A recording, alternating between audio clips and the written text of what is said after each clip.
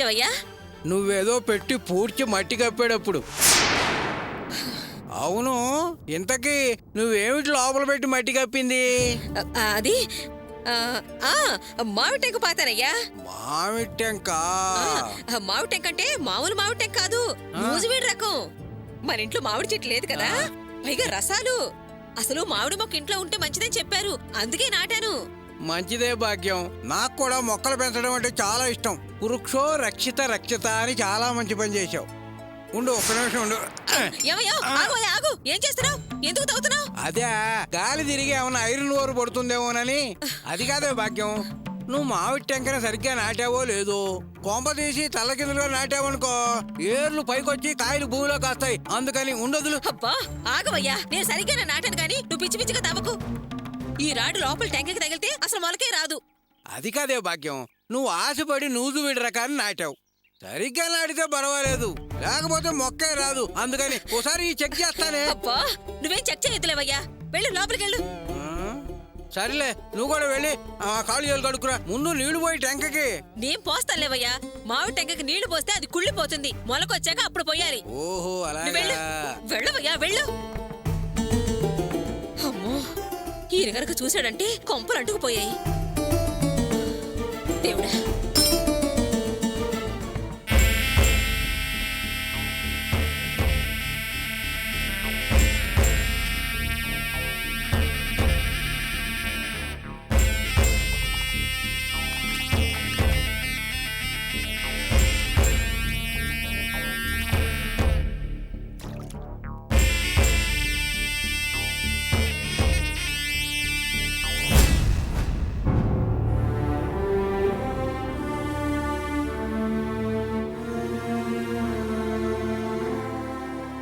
ఏమ్మా, శ్వాస వదిలేటప్పుడు ఏమైనా ఇబ్బందిగా ఉందా? లేదండి. గుడ్. ఇక మీదట మీరు హాస్పిటల్లో ఉండాల్సిన అవసరం లేదు. రేపే డిశ్చార్జ్ చేస్తాం, మీరింటికి తీసుకెళ్ళొచ్చు. బీపీ, పల్స్, హార్ట్ బీటు అన్నీ నార్మల్గా ఉన్నాయి. Thank you doctor. నేను చెప్పినట్టు మెడిసిన్స్ అన్నీ జాగ్రత్తగా వాడాలి. 15 రోజులకు ఒకసారి చెకప్కి తీసుకురండి. అలాగే డాక్టర్. చూడండి, ఈమె ఎలాంటి ఎమోషన్స్కి గురికాకుండా చూసుకోవాలి, అర్థమైందా? మందులు ఎన్ని వాడినా ఈమె ప్రశాంతంగా ఉండడం ముఖ్యం. అమ్మా, నేను జ్యూస్ చేసేవనా? ఇప్పుడొద్దమ్మా, నీ తర్వాత తాగుతానులే. నాన్నా, మీరేదైనా తిన్నారా? తిన్నానమ్మా. అయినా నువ్వు దేని గురించి ఎక్కువగా ఆలోచించకు, ప్రశాంతంగా ఉండు. అమ్మా, నువ్వు హాయిగా రెస్ట్ తీసుకో, మేమంతా బయట కూర్చుంటాం. మెల్లగా అమ్మా, మెల్లగా అమ్మా.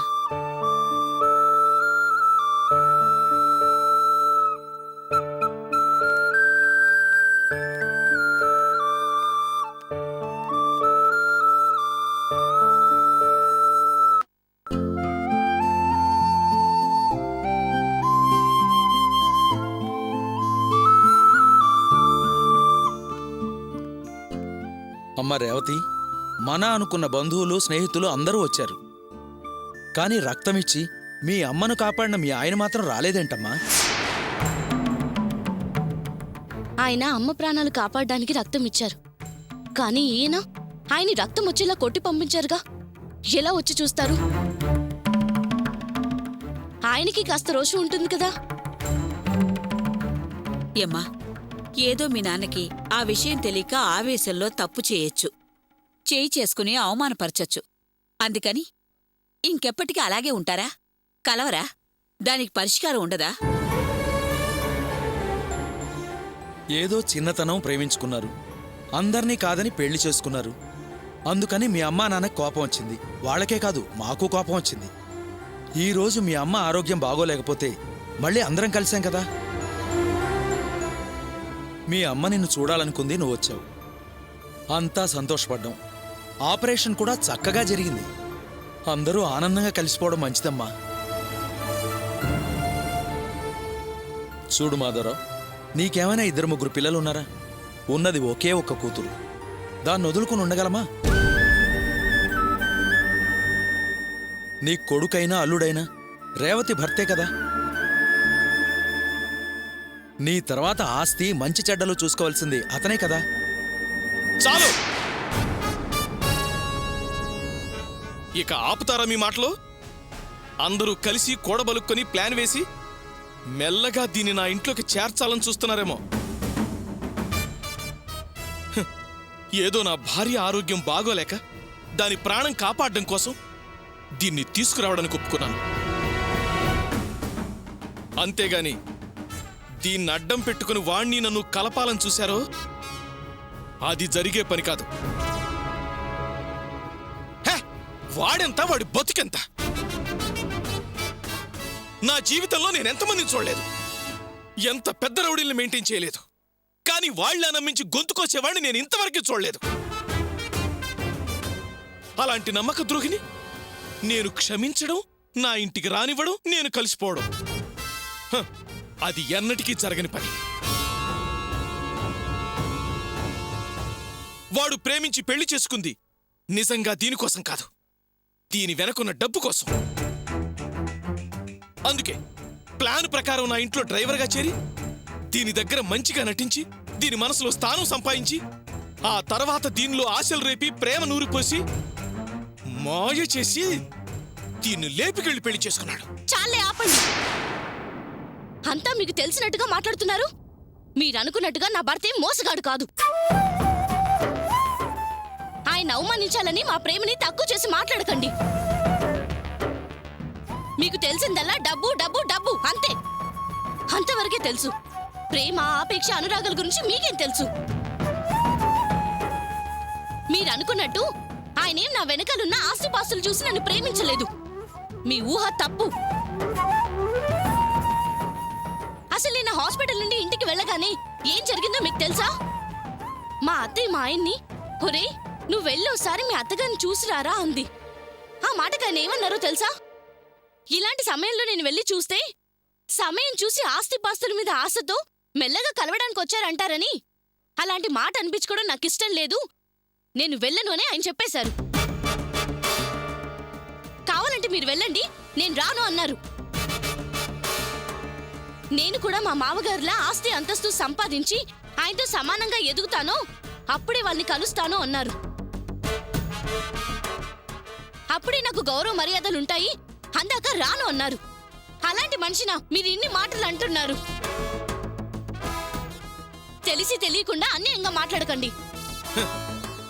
వాడి మాటలు నమ్మి నువ్వు మోసపోవచ్చేమో గాని నేనంత తేలిగ్గా మోసపోయేవాడిని కాదు. నమ్మకపోతే నమ్మకపోయారు, కానీ మా ఆయన గురించి తప్పుగా మాత్రం మాట్లాడకండి. మీకు ఇష్టం లేకపోతే సూటిగా చెప్పేసేయండి, నేను కూడా ఇక రాను. ఏంటమ్మా ఆ మాటలు? తనేదో ఆవేశంలో అన్నాడే అనుకో, నువ్వు అలా అంటే ఎలా? నా భర్త గురించి తప్పుగా మాట్లాడితే నాకు రావాల్సిన అవసరం లేదు. వింటూ మౌనంగా ఉండాల్సిన అవసరం అంతకన్నా లేదు. ఆహా, నీ భర్తనంటుంటే నీకు అంత రోషం వస్తుందే? సరే, నా ఆస్తిపాస్తుల మీద నీకు ఆశ లేదు, మీ ఆయనకి ఆశ లేదు కదా? అయితే ఓ పని చేద్దాం. నా ఆస్తినంతా ఏ అనాథ శరణాలయాలకో దేవాలయాలకో రాసి పడేస్తాను. అప్పుడు నిజాలు బయటకొస్తాయి.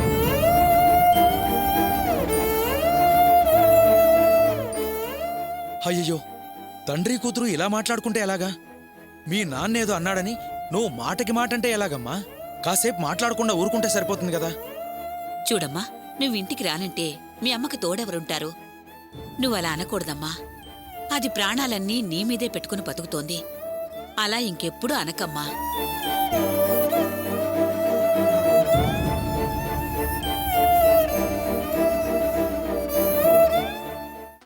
ఆవేశపడకక్క, కాస్త నీ చెప్పింది విను. చాలే ఆపవే. అక్క అంటే అక్క, అక్క చెక్క అని నువ్వు తీసిన దీర్ఘాలన్నీ ఇంతకాలం నమ్మాను. ఇంకా నమ్మితే నా అంత పిచ్చిది లోకంలో ఎవది ఉండదే. అయినా మా ఆయన ముందు నుంచి నిన్ను నమ్మొద్దు నమ్మొద్దు అని అంటూనే ఉన్నాడే. కానీ నేనే నీ పిచ్చిలో పడి ఆయన మాటలన్నీ పెడచెవిని పెట్టాను. కానీ ఇప్పుడు ఆయన మాటలే నిజమయ్యాయి. దెయ్యాన్ని దైవం అని నమ్మాను కదే. అక్క అక్క అంటూ నీ వెనకాల కుక్క పిల్లలా విశ్వాసంగా తిరిగాను కదే. అలాంటి నన్ను ఎలా మోసం చేయబుద్దయిందే నీకు? ఇలా నాకు ద్రోహం చేసిన దానివి నువ్వేనని ఆ ఇన్స్పెక్టర్ గారు చెప్పగానే నాకు ప్రాణం పోయినంత పని అయింది. నిజమా అని ఆశ్చర్యపోయాను. చిచ్చి, కడుపులో ఎంత విషం పెట్టుకుని బయటికి నవ్వుతూ నటించి ఎందుకే నన్ను ఇలా మోసం చేశావు? నేను నీకేం ద్రోహం చేశానే? ఎందుకింత దుర్మార్గం చేశావు? పాపం ఆ కవితొచ్చి నీ గురించి చెప్పినప్పుడు దాని మాటలు నమ్మకుండా నిన్ను నమ్మాను కదే నేను. నీలా నమ్మక ద్రోహం చేసేవాళ్ళని మొట్టమొదటిసారి నిన్నే చూస్తున్నానే. ఎన్ని ఒకలాడి మాటలు మాట్లాడావు, ఎంత తీయటి కబుర్లు చెప్పావు. నీలాంటి వాళ్ళని తడిగుడ్డతో గొంతులు కోసే రకం అంటారే. నిన్ను నమ్మి నీ మాటలు విని నా కొడుకు దగ్గర నుంచి మా వియ్యాల వారింటి దాకా అందరితో గొడవలు పెట్టుకున్నాను కదే. నీ ప్రేమ నిజమనుకుని నిజంగా ప్రేమించే వాళ్ళందరినీ దూరం చేసుకున్నాను కదే. నువ్వు నన్ను నా కుటుంబాన్ని నాశనం చేయడానికే పథకం వేసి ఇలా చేసావా? ఎందుకు చేయాల్సి వచ్చిందే? డబ్బు కోసమా? ఇలా ఎన్ని కుటుంబాలు నాశనం చేసి డబ్బులు పోగేసావే? ఇలాంటి పాపాలు చేసావు కనుకనే నీ కుటుంబంలో నువ్వు, నీ కూతురు, నీ కొడుకు తలాదారైపోయారే. అవ్వా అవ్వా అవ్వా, 1000, 2000, ఏకంగా 3 లక్షలకి నన్ను నిలువున ముంచాలని చూసావు కదే. నువ్వు బాగుపడవే, నాశనం అయిపోతావే. ఇలా మోసం చేసి జనం సొమ్ము కాజేయాలని చూసావు. ఏం తక్కువైందనే? ఎందుకింత దురాశ? నీ కాళ్ళు చేతులు బాగానే ఉన్నాయిగా. ఏదైనా పని చేసుకుని బతకొచ్చు కదా. ముదృష్టపురానా మా బతుకుల మీద కొట్టడం ఎందుకే? ఆపో. ఏదో నిజం తెలిసి ఆవేశంతో మాట్లాడుతున్నావు అనుకుంటే హద్దు మీరు మరీ మాట్లాడుతున్నా. నేను నమ్మక ద్రోహిని, మోసగెత్తనే, దుర్మార్గురాల్ని. కానీ నువ్వేంటి? గొప్ప నీతి గలదానివా? మంచిదానివా? నీ గురించి నాకు తెలియదు అనుకుంటున్నావా? నీ నంగా నచ్చుతానో నాకు బాగా తెలిసే. ఏంటే నా గురించి నీకేం తెలిసే? ఏం తెలిసే? అయినా నేనేం తప్పు చేశానని నా గురించి తెలుసంటున్నావు? నీకు నువ్వు మంచితనం అనుకుంటే సరిపోతుందా? నువ్వేనా మామూలు పనులు చేసావా? నువ్వే పనులు చేసావో చెప్తే నోరెళ్ళ పడతావు. నన్ను వేలెత్తి చూపిస్తూ నోటికొచ్చినట్టు మాట్లాడేవే.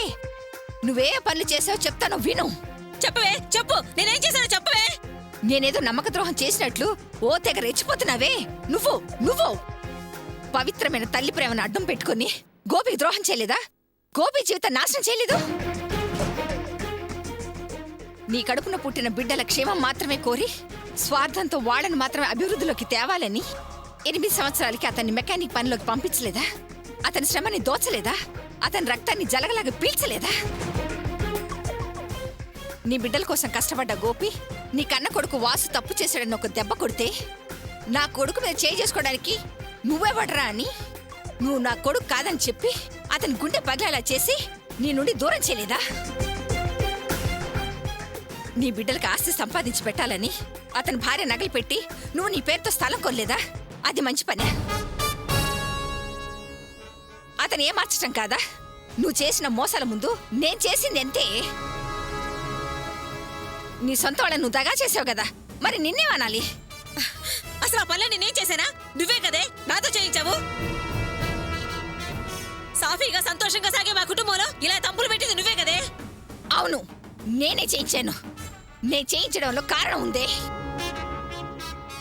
అదేంటో తెలుసా? ఆ అర్చన మూలంగా నేను, నా కొడుకు, నా కూతురు అవమాన పాలయ్యాం. అందుకే దాని మీద పగ తీర్చుకోవడానికి నిన్ను పావులాగా వాడుకున్నాను. కానీ నువ్వు నా మాట విని అన్నిటికీ తలాడిచ్చావు. నేను చెప్పినట్టు తైతట్లాడావు. నీ స్వార్థంతోనే కదా. నీ కనబిడ్డలు మాత్రం సుఖంగా ఉండాలని స్వార్థం.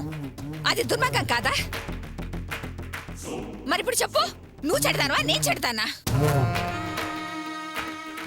చూడు, నీకు నన్ను అనే అర్హత లేదు. ఏ విధంగా ఆలోచించి చూసినా నా వల్ల మేలే జరిగింది గాని కీడు జరగలేదు. బాగా ఆలోచించి చూడు. ఈ రోజు నీ కొడుకు వాసు ప్రాణాలతో ఉన్నాడంటే కారణం ఎవరు? నేను అడ్డుపడకపోతే ఆ మాధవరావు నీ కొడుకుని ముక్కలుగా నరికి పారేసేవాడు. నీ వాళ్ళెవరైనా ఆ పరిస్థితులుంటే వాడిని కాపాడేవాళ్ళ? నీ వల్ల అయ్యేదా? ఆలోచించవే. అదలా ఉంచు. ఇప్పుడు నీకు దక్కిన 3 లక్షల సొంతదారు ఎవరు? ఎవరికి దక్కవలసిన డబ్బు ఆ అర్చనకే కదా. కానీ నువ్వు దక్కించుకున్నావు. అది న్యాయమా? న్యాయమా? అంతో ఇంత అర్హత ఆ అర్చనకుంది. నా మూలకి ఇన్ని లాభాలు పొందిందానివి నువ్వు నన్నే అర్హతే లేదు. ఒక్కసారి నీ మనసాక్షిని అడుగు, సమాధానం దొరుకుతుంది. అంతేకాని ఆవేశంలో నా తప్పు నువ్వు కరెక్ట్ అనుకోకు. నోటికొచ్చినట్టు మాట్లాడబాక. నా కోపం వస్తే నన్ను ఎదిరించి నా ముందు నుంచోలేవు. నా సంగతి తెలుసుగా, జాగ్రత్త.